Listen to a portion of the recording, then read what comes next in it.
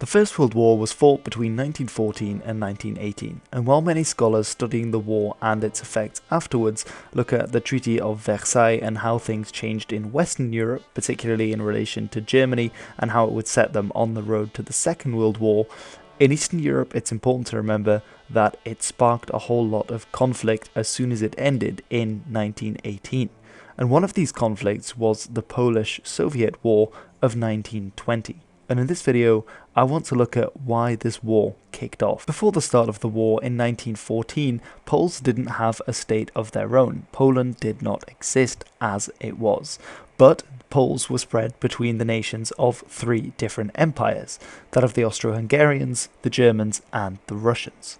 Of course, in 1917, with the Bolshevik Revolution, Russia was essentially knocked out of the game. They'd done very poorly on the Eastern Front, and what remained of the Poles in the Russian Empire became part of the Austro-Hungarian and the German Empire. This situation, of course, changed in 1918 with the surrender of the Central Powers. The Austro-Hungarian Empire disintegrated, and the German Empire became Weimar Germany. And technically, Poland was still a part of that. However, the army had been knocked out, and so Poles everywhere took up arms and started to seize important locations throughout the areas in which they lived. And it's true that in the Treaty of Versailles that was signed in 1919, the Poles had their own state, and it was an official state that was recognized by the French and the British and the Americans, and so they had backing, and the Second Polish Republic was born. Now, of course, the Germans and later on Nazi Germany, when Hitler took over, saw the area of Poland that had been part of Germany as the legacy of the empire, and that's why in 1939 they invaded Poland, and that's really the trigger for the Second World War in many ways. Back in 1918, it was the first time the Poles had had a nation of their own for 123 years.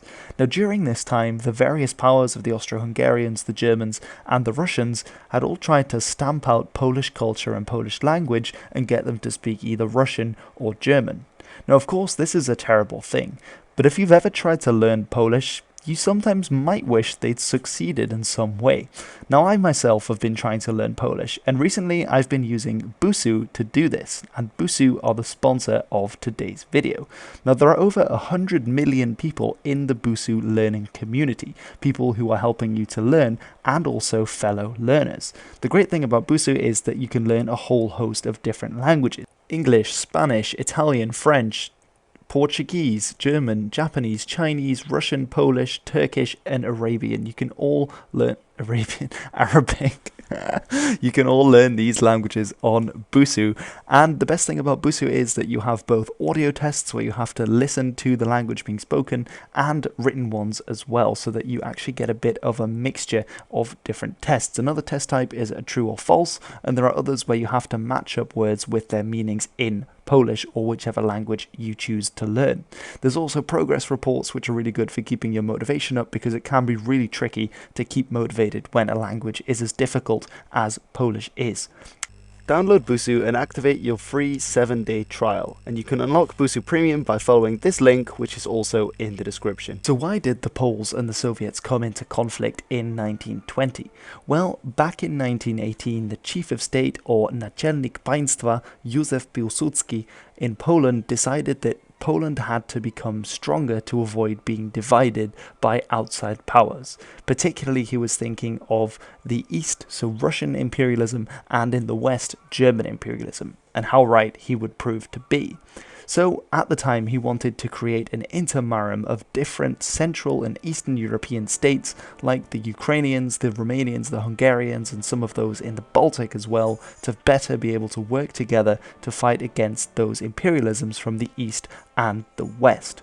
However, first of all, he went to war with the Ukrainians. Now, Ukraine is a very interesting and complicated situation at the time, but basically a Ukrainian state was being formed on land that was lived on by both Poles and by Ukrainians. So the Polish state first went to war in the Polish-Ukrainian War to conquer those lands for the Poles themselves.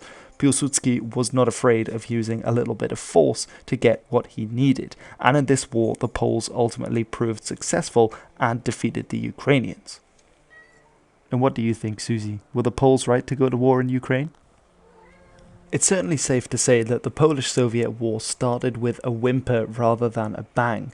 This occurred in early 1919 with frontier forces of the Soviet Red Army, which remember was still engaged in the Russian Civil War, against the White Army, as well as against other breakaway nations such as the Ukrainian republics we already mentioned, and another Ukrainian republic, some of the states in the Baltic, and that's also why it went to war with Poland, because remember that Poland was fighting against the Soviets, but the Soviets saw themselves as being the heirs of the Russian Empire, and of course Poland had been part of that.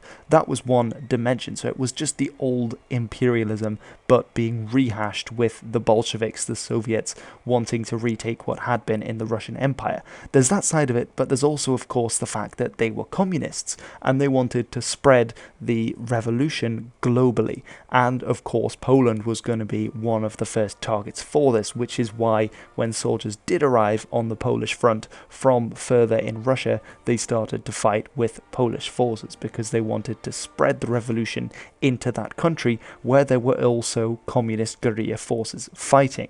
As you can see in this propaganda poster, they were also trying to spread communism into Ukraine, and in this one they're trying to target Ukrainians, and by showing the Poles there, the guys with the big mustaches, as being the ones who are mistreating the Ukrainians, and the Soviets were going to come and help them.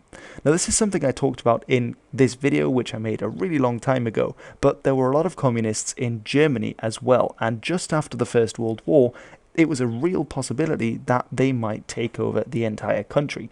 And so what the Soviets wanted to do was to break through to Germany, because they thought if they could reach Germany with soldiers, then the workers, the proletariat, would rise up, and that would be the start of the global communist revolution. And this is ultimately the backdrop to the Soviet-Polish War, which is an incredibly interesting conflict. One of the very interesting things about this is that in 1920, the Poles actually made an alliance with the people they'd just beaten in a war.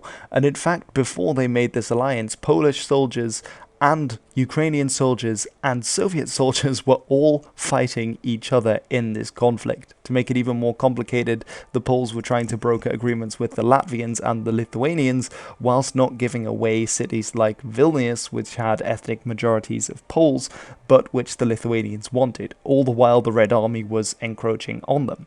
Now the Polish and the Ukrainians, their friendship turned out to be incredibly fruitful, and this led to the Kiev offensive, which was an offensive by both Polish and these Ukrainian soldiers, which were actually fleeing the advancing Red Army into Ukraine, and they captured an awful lot of territory, including what would become the capital Kiev of Ukraine. However, they pushed so far and so deep that actually they extended their supply lines way too much, and then when the Red Army counterattacked, it was disastrous, and the Poles, the army, was completely spread out and had a chaotic retreat back to Poland. And this is of course when you get the prelude to the very famous Battle of Warsaw, and there was a great anniversary for that very recently. Of course, that happened 100 years ago, and it ended at the end of August.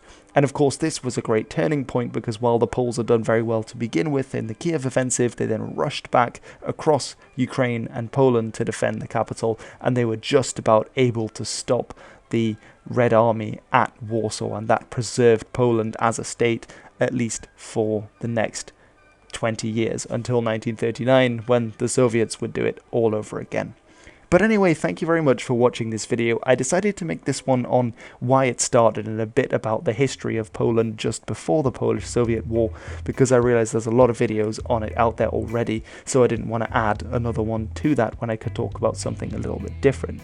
The history of Eastern Europe following the First World War is incredibly interesting and incredibly diverse and very complicated, so I hope I kind of kept it a little bit on the simple side in this one as an introduction on Poland and a bit about Ukraine in this time period, and why the Soviets wanted to invade Poland and why it was such a big deal that the Poles were able to stop them at Warsaw, because it was their plan to keep going through Europe to reach Germany and then to spread communism from there. Anyway, do check out Busu, and thank you very much for watching. I have been Hilbert, and this has been The History.